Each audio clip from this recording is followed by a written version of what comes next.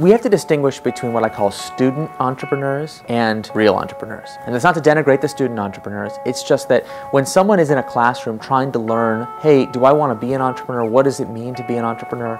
That's where a lot of this theory-based guidance really is helpful. Hey, here's what a business model looks like. Here are the elements of customers and channels and different sales techniques.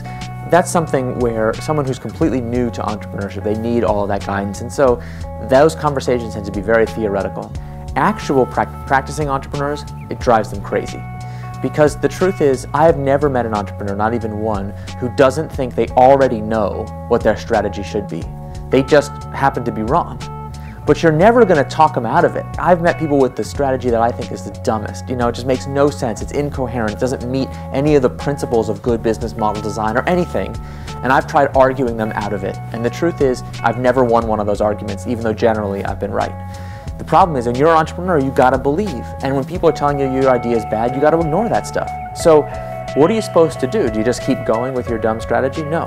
The number one thing you want to do as a practicing entrepreneur is, as quickly as possible, put your ideas to the test.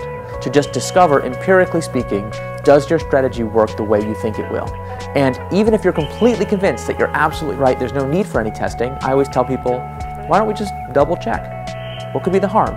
You're probably 100% right. When you show customers this new quantum teleportation technology that you invented, they'll probably love it. That's great. Let's just go ask them.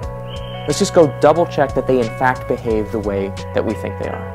And there's one caveat to that. You can't ask customers if they think you have a good idea, because most customers don't know what they want. The trick is you have to experiment on customers to discover how they behave.